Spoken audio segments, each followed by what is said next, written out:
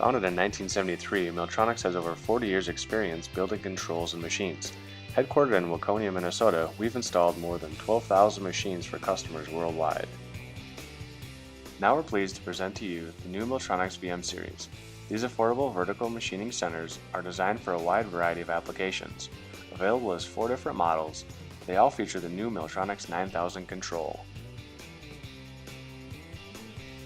Microsoft Windows based, the 9000 is easy to use with their conversationally running toolpaths created with a CAM system. Large touchscreen and intuitive software makes programming or navigating the controls simple and quick. And the 64-bit Intel i5 dual-core processor means it's fast. With a solid-state 120 gig hard drive and 4 gig of RAM, it easily runs even the largest programs. Choose from 4 different sizes: the compact 2515, the versatile 3018, the popular 4020, or the long travel 5020. Whatever your choice, you'll get more performance and standard features for the price.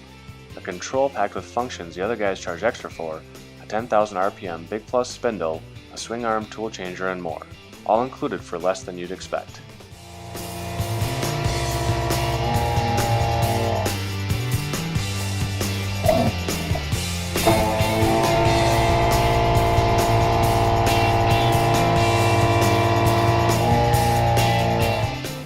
Whether your application requires heavy cutting or a bit more finesse, the VM series delivers.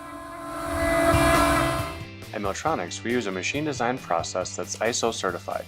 Quality components such as Yaskawa Sigma 5 servos, industrially rated CPUs, robust Big Plus spindles, preloaded double nut ball screws, and oversized linear guides wedge locked to a machine shoulder all ensure accurate, rigid, and reliable machines built to last.